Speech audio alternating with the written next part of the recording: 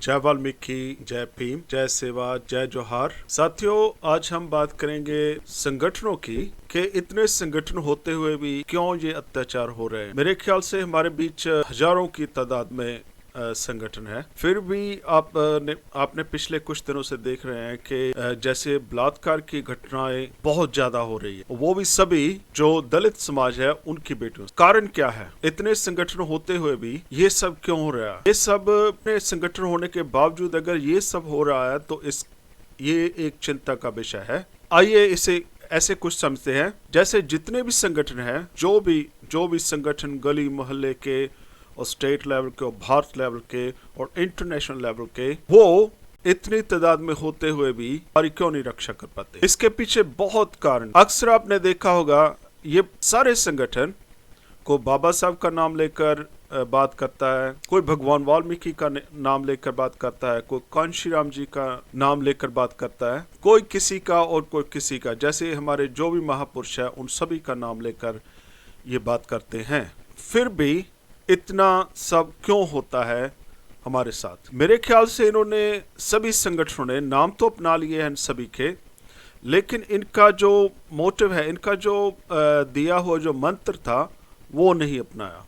जैसे बाबा साहब कहते हैं संगठित हो, संघर्ष करो। संघर्ष करना, संगठित का तो हमें मतलब पता है, संघर्ष करना ये क्या है? संघर्ष करना इन्होंने हम सबको बताया है। जितने भी संगठन है वो सभी यही करते हैं कि लड़ो इनसे।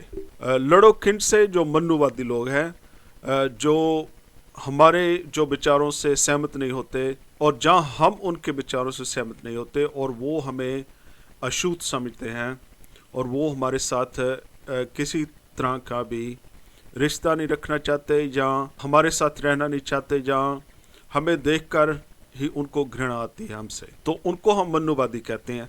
जरूरी नहीं ये एक ही कास्ट हो, किसी भी कास्ट में हो सकते हैं ये। तो मनुवाद ये हैं। क्या ये संगठन सारे कहते हैं कि मनुवादियों से लड़ो? और जो इतने संगठन हैं वो बार बार होते हुए भी लड़ाई जैसी हमारी चलती रहती हैं। और अब तक मेरे देखते देखते ही लाखों लोग इन संघर्षों में मारे जा चुके हैं। अगर आप देखें तो मनुवादियों की जो संख्या है वो बहुत ही कम है, हमसे बहुत ही कम है। उनकी इतनी हिम्मत नहीं हो सकती कि वो ऐसे हमें बीच चौराहे पर या मारे या कुछ करे। वो ऐसा करते हैं, आखिर क्यों? दो बातें सामने आती हैं। एक तो उनकी ऑफिसर लाइन जो है वो ऊपर तक है, पढ़े हैं, वो पढ़े लिखे हैं। दूसरा, उनके जो संगठन है वो हमारे से हमें सम्मिलित नहीं होते, जबकि हमारे संगठन उनके अंदर सम्मिलित हो जाते हैं, उनकी बात मानते हैं। सिर्फ ये कहकर ठीक है बड़ी जाती है तो हम आपके साथ ऐसे करेंगे, हम आपको इवन वो थोड़ा अपने पास ही बिठा लेते हैं, तो ये समझते हैं कि ये अब हमारे हो गए। तो कोई भी ऐसा होता है, जैसे कोई भी जो घटना होती है उसके पीछे आपने देखा होगा कि कोई ना कोई संगठन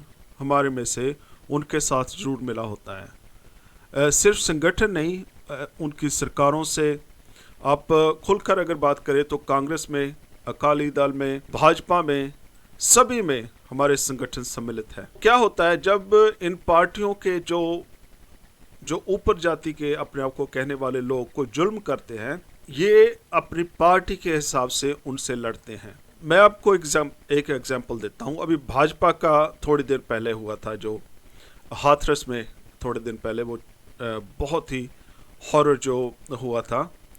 उस बेटी की जीभ काट दी गई, रीढ़ की हड्डी तोड़ दी गई, गर्दन की हड्डी तोड़ दी गई, रेप किया गया।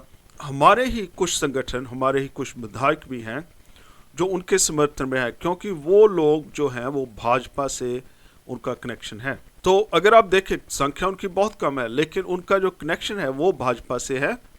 और जो हमारे संगठन भाजपा के साथ हैं, जो भाजपा में हैं, वो भाजपा की बुराई नहीं करना चाहते, इसलिए वो पीछे हैं और गुपशुप उनकी मदद भी हो रही है। ऐसे ही कांग्रेस में, ऐसे ही अकाली दल में, सभी जगह होता है। अगर पंजाब की मैं बात करूं, पंजाब में क्योंकि मैं ज़्यादा रहा हूं, पंजाब की अगर मैं बात करूं, पंजाब में अकाली दल, कांग्रेस, भाजपा, ये तीन पार्टियां मेन मानी जाती है। पहले बीएसपी काफ़ी चर्चा में थी, लेकिन कुछ संगठन जो थे वो अकाली दल में शामिल हो गए, जिससे कि दीना भाना की जो पार्टी थी बीएसपी, BSF-4, उसको नीचे दबाया गया। तो ये एक लंबी डिस्कस है, ये हम किसी दिन बाद में बात करेंगे।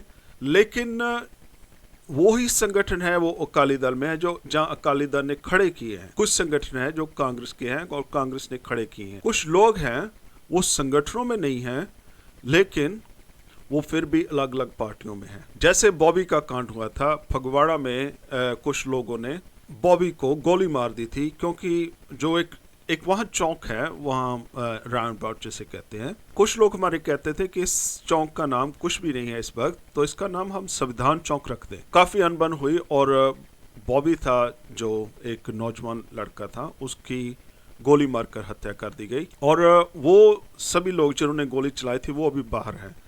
इसका कारण क्या है कि हमारे संगठन हैं जो वो इकट्ठे हो गए, एकदम से वहाँ आए, इकट्ठे नहीं हुए, मैं इकट्ठे नहीं कहूँगा, वहाँ आए, हो हल्ला किया।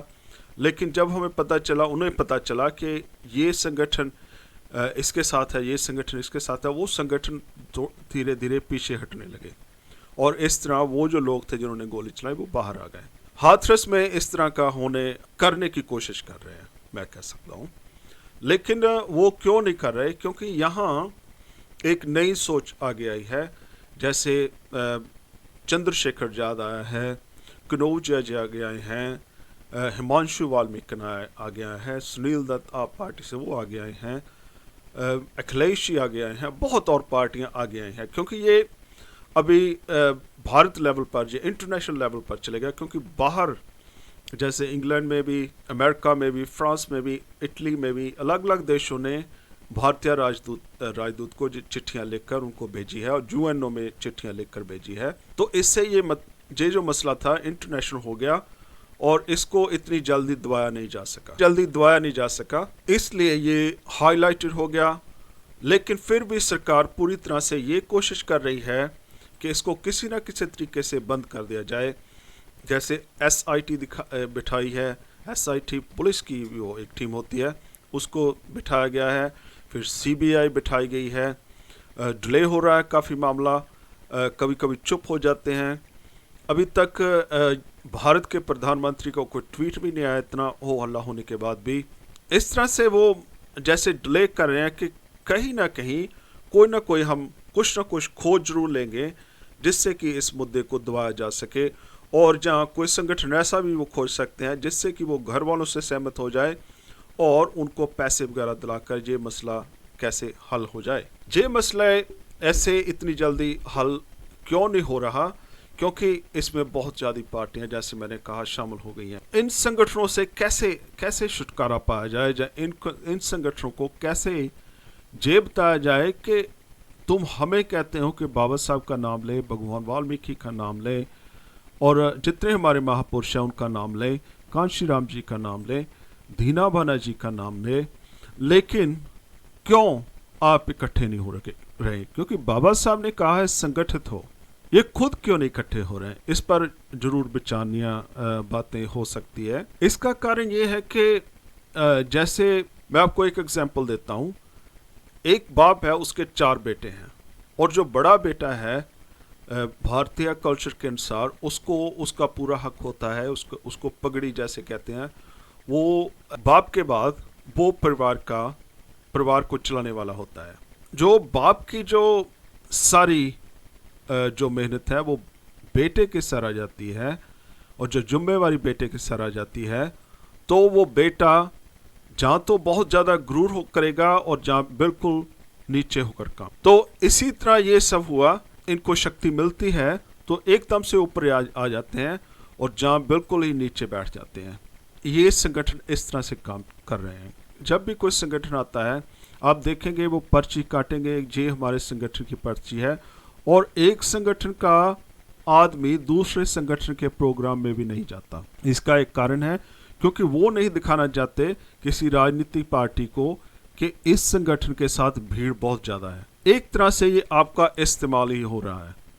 तो इस पर और आगे बातचीत करेंगे, इस पर चर्चा होनी चाहिए जितनी भी हो सके। मैं अगली वीडियो में ट्राई करूँगा कि इस पर और ज़्यादा बातचीत हो। इसी के साथ ही जय वाल्मीकि, जय भीम, जय सेवा, जय जोहार।